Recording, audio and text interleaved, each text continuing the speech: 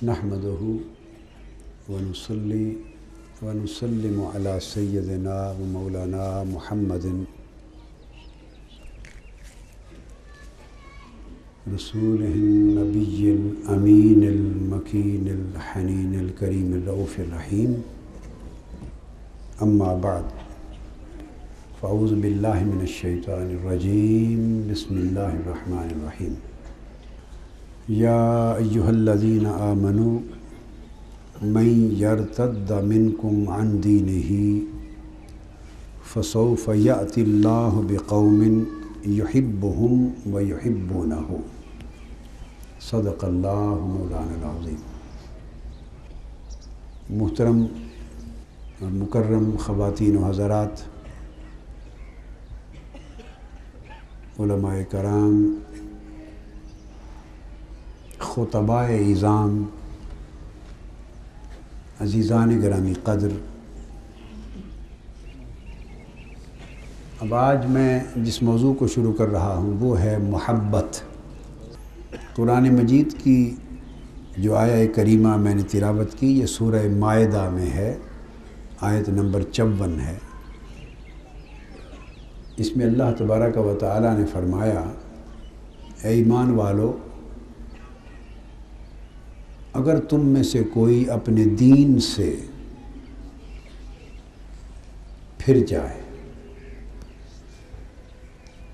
اور یہ بھی اس میں شامل ہے کہ اگر تم میں سے کوئی اللہ کے ساتھ کیے ہوئے اپنے عہد اور وعدہ سے پھر جائے.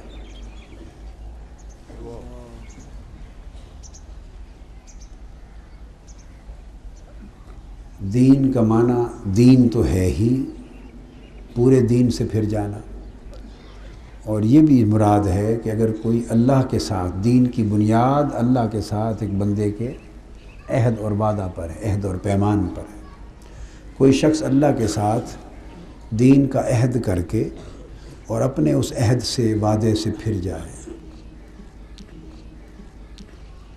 اور یہ بھی ہے کہ اگر تم میں سے کوئی، ایمان والو، تم میں سے کوئی ایمان اور طاعت سے پھر جائے، ایمان لا کر ایمان سے اور طاعت سے، اللہ کی بندگی سے پھر جائے، اللہ کا بندہ ہونا قبول کر کے پھر بندگی سے پھر جائے،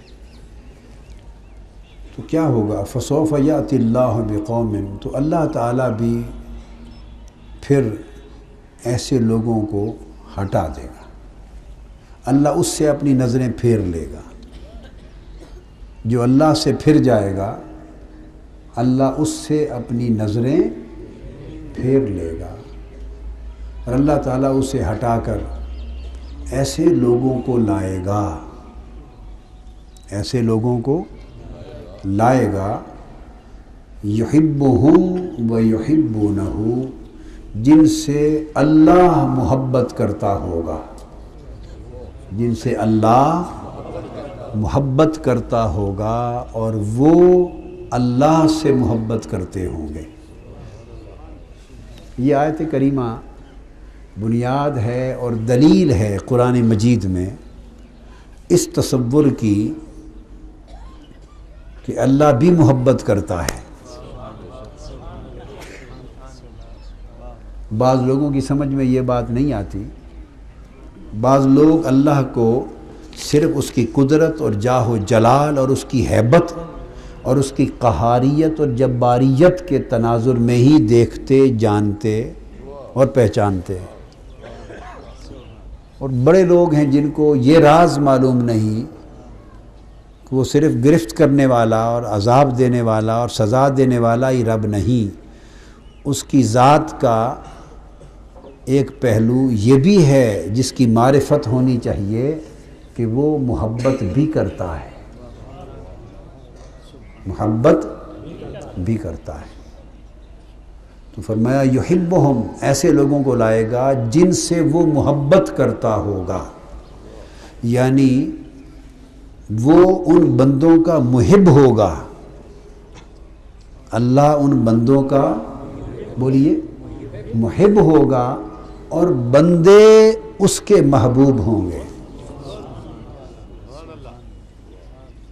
حالانکہ جو بندے ہیں وہ تو اس کے بندے ہیں، اس کے خادم ہیں، اس کی مخلوق ہیں، اس کے محتاج ہیں، اس کے منگتے ہیں، اس کے خدمت گزار ہیں، سراپا ادب ہیں اس کے حضور میں، اس کے طالب ہیں۔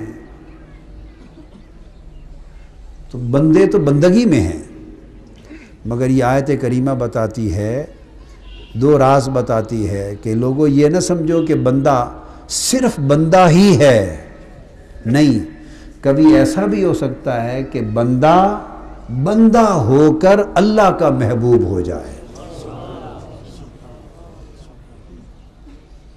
اور یہ نہ سمجھنا صرف کہ اللہ قادر مطلق اور مالک اور جبار و قہار ہی ہے، وہ سب کچھ ہو کر کبھی خود اپنے بعض بندوں کا محب بن جاتا ہے، تو وہ محب ہوتا ہے، اس کے بعض بندے محبوب ہوتے ہیں۔ وَيُحِبُّونَهُ، اور وہ بندے ایسے ہوں گے کہ وہ اللہ سے محبت کرتے ہوں گے، تو یعنی وہ بندے اللہ کے محب بھی ہوں گے اور اللہ کے محبوب بھی ہوں گے، اور اللہ ان بندوں کا محب بھی ہوگا اور انہی بندوں کا محبوب بھی ہوگا، یعنی محبت کا دوہرا رشتہ قائم ہو جائے گا، دوہرا تعلق قائم ہو جائے گا۔ اور یہ عام طور پہ نہیں ہوتا، محب ہوتا ہے، محبوب محبوب ہوتا ہے، اور محبوب اپنی محبوبیت ہی کی وجہ سے بے نیاز رہتا ہے، اور محبوبیت ہی سے نہیں نکلتا، اور محبوبیت ہی کا خمار رہتا ہے اس کو۔ محبوب سمجھتا ہے میں تو محبوب ہوں، اور محب عمر بھر محب بنا رہتا ہے، محب عمر بھر محب بنا رہتا ہے۔ لیکن یہ ہے دنیا کا معاملہ، یہ ہے دنیا کا معاملہ۔ جب ایسا رشتہ اللہ سے قائم ہو جائے تو یہ تعلق دو گنا ہو جاتا ہے، دو طرفہ ہو جاتا ہے، دو جہتی ہو جاتا ہے، دو آتشہ ہو جاتا ہے۔ تو بندہ محب ہوتا ہے اللہ کا، اللہ محبوب ہوتا ہے، اور پھر اسی حال میں اللہ محب ہوتا ہے اور بندہ محبوب ہوتا ہے۔ اس لیے لوگوں کو خاص بات بتا رہا ہوں، انبیاء اور اولیاء کا مقام سمجھنے میں غلطی ہوئی ہے۔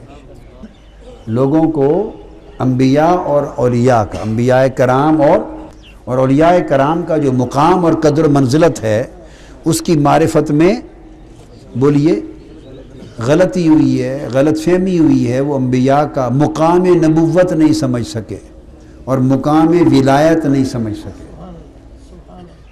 یہ بڑا لطیف نکتہ ہے۔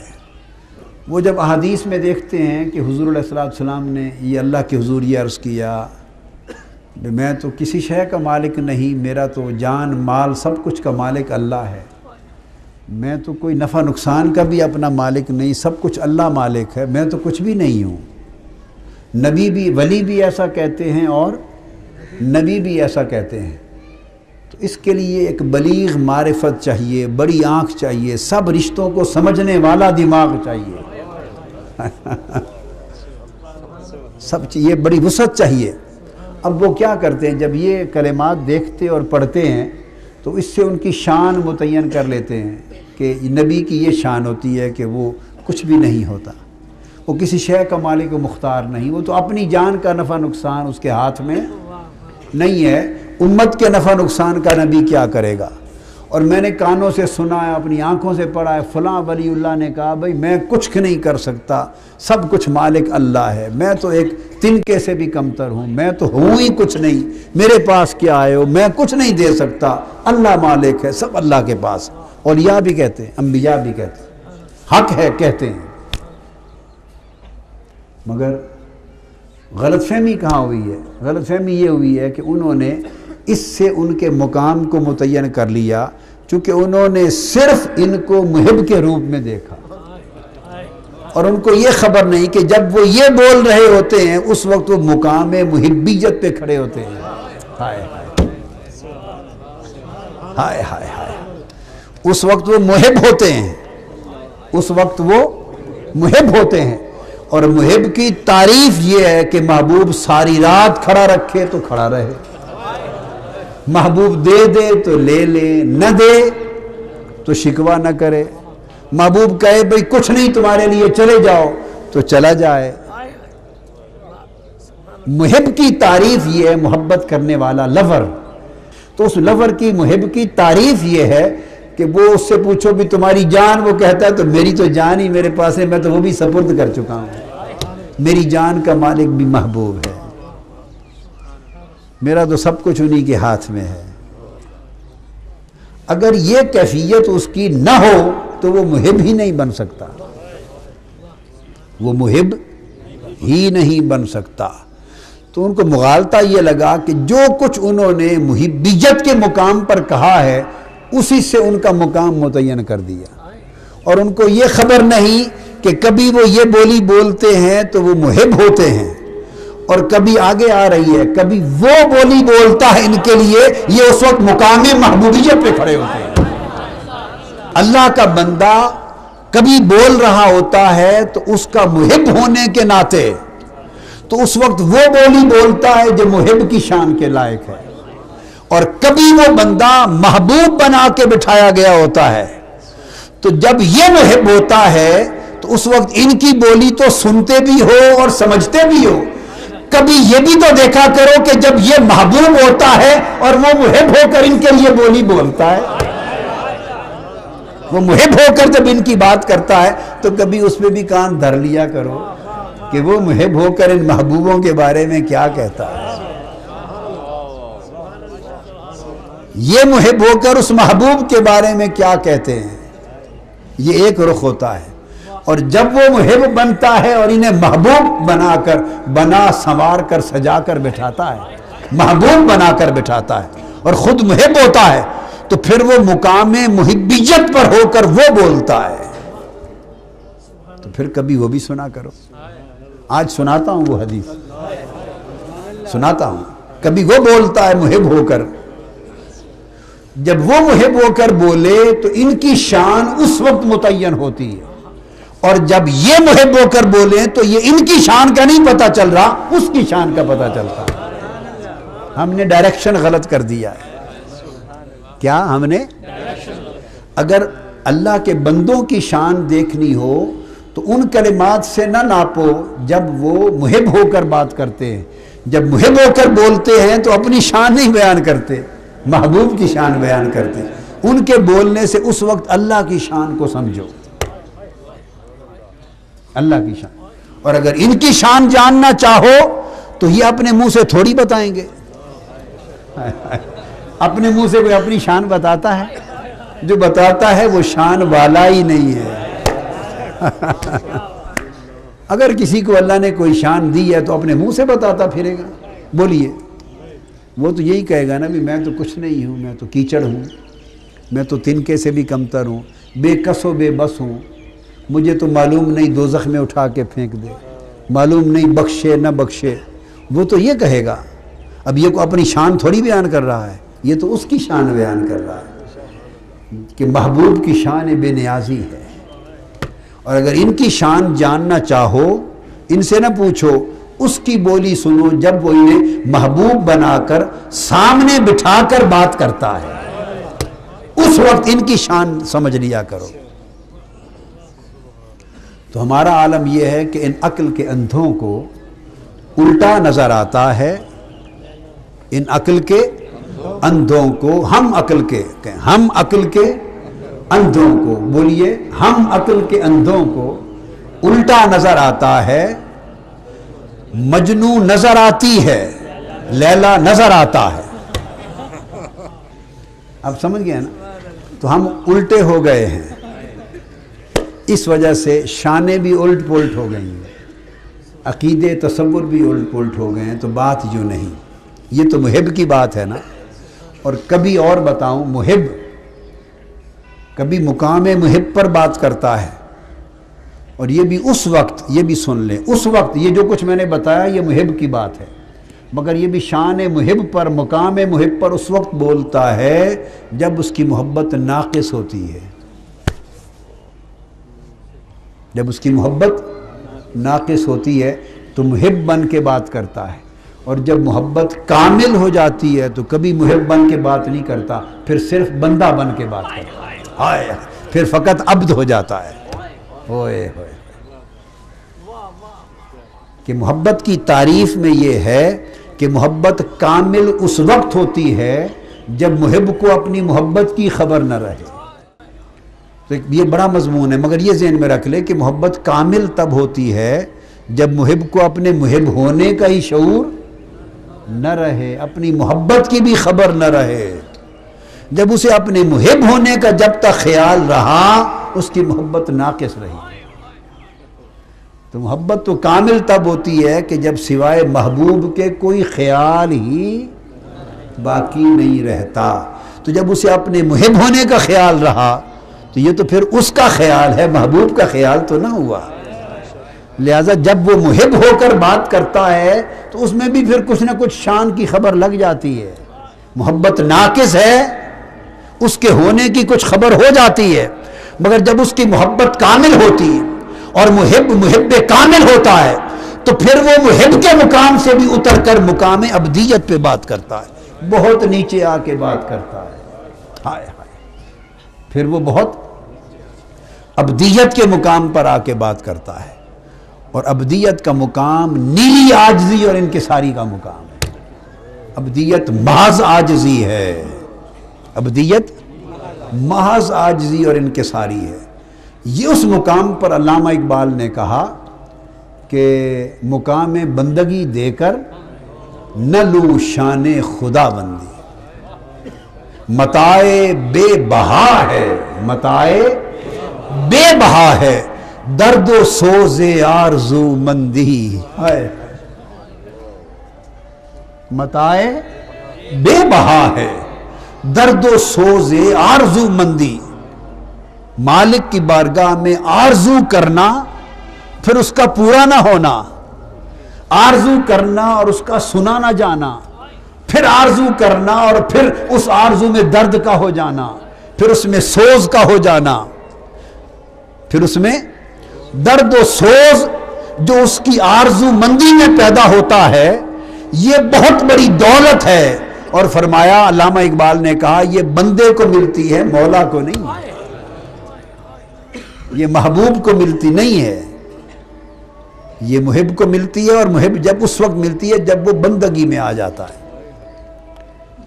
تو یہ بڑی متاع بے بہا ہے، نچلا درج نیچے آتا ہے تب بات کرتا ہے، تو وہ تو محض عبدیت کے مقام پر بات کر رہا ہے۔ تو عبدیت کا مقام تو اپنے آپ کو یکسر مٹا دینا ہے اور گوا دینا ہے۔ اب اس حال سے اس کے اس بیان سے کون سی شان متعین کرنا چاہتے ہیں؟ وہ تو لگا اسی کام پر ہے کہ ہر شان مٹا دی جائے، ہر نشان مٹا دیا جائے۔ وہ تو نام و نشان مٹا رہا ہے اپنا، آپ اس سے اس کی شان متعین کر رہے ہیں۔ وہ مقام بندگی ہے، اور کبھی وہ محبوب ہوتا ہے تو اس کی شان دیکھنے کے لیے دیکھو کہ جب اسے محبوبیت کے مقام پر بٹھا کر اللہ نے بات کی ہے تو یہ محنت سے ہوتی ہے۔ کچھ تو ٹھیک ہے وہب ہوتا ہے، اللہ کی عطا ہوتی ہے، کچھ تو نصیب ہوتے ہیں وہب، پیدا ہی محبوبیت کی شان کے ساتھ ہوتے ہیں، پیدا ہی محبیت کے شان کے ساتھ ہوتے ہیں، پیدائشی ولایت ہوتی ہے، مگر امت کے باقی لوگوں کے لیے یہ راستے بند نہیں کیے۔ اگر پیدائشی یہ نعمت نصیب نہیں ہوئی تو جو لوگ محنت کریں تو ان کے لیے یہ راستہ اللہ نے کھول دیا ہے۔ تو میں عرض کر رہا تھا کہ اللہ پاک نے فرمایا پھر تم اگر پھر جاؤ گے تو میں ایسوں کو لے آؤں گا جن سے میں محبت کرتا ہوں اور جو مجھ سے محبت کرتے ہیں۔ اب اس محبت کرنے اور اس کے ان سے محبت کرنے کی ایک علامت بیان کی گئی، مسلم شریف میں حدیث ہے اور ترمذی شریف میں بھی ہے، نسائی میں ہے، دارمی میں ہے، موطا امام مالک میں ہے، مسند امام احمد بن حنبل میں ہے، ان تمام کتب حدیث میں یہ حدیث ہے۔ حضور علیہ السلام نے فرمایا، ابو ہریرہ رضی اللہ تعالیٰ عنہ روایت کرتے ہیں، آقا علیہ السلام نے فرمایا من احب لقاء اللہ احب اللہ لقاءہ، یہ محبت کرنے اور محبت کیے جانے کا دوہرا رشتہ۔ حضور علیہ السلام نے فرمایا کہ جو شخص احب لقاء اللہ، جو شخص محبت کرے کس چیز سے؟ اللہ سے ملنے سے، اللہ سے ملاقات کی محبت ہو، جسے اللہ کی ملاقات کی محبت ہو، اللہ کی ملاقات کی چاہت ہو، جسے اللہ سے ملاقات کرنے کی چاہت ہو۔ آقا علیہ السلام نے فرمایا اللہ کی عزت کی قسم، اللہ کو بھی اس سے ملاقات کرنے کی چاہت ہوتی ہے۔